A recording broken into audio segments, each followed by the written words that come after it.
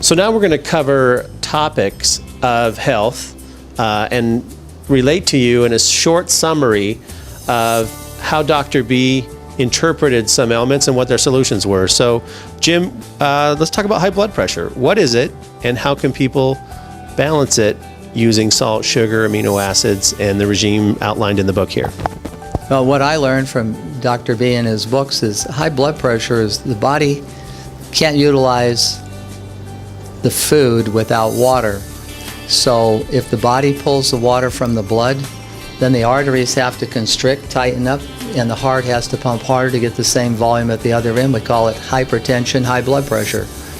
In other words, the body runs on hydrogen from the water. If you've got a dog or cat always drinks water before it eats its food.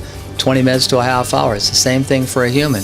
If you drink the water has a process that goes into the stomach that prepares the stomach, protects it from the hydrochloric acid, and this free water goes into all your cells. It waters them like a garden, takes the waste, and in 20 minutes to a half hour, 90% of that water is pumped back into the stomach to hydrolyze the food.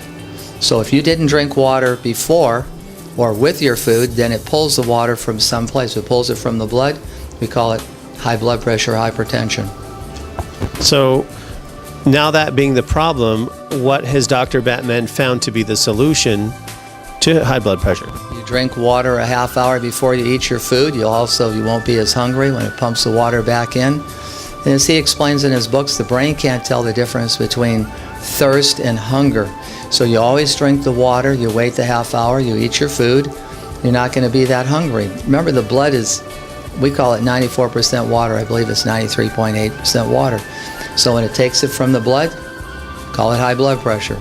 And your blood doesn't work right if it doesn't have all the goodies in the cells. The integrity of the cell has to have all these vitamins and minerals or the cells don't work right.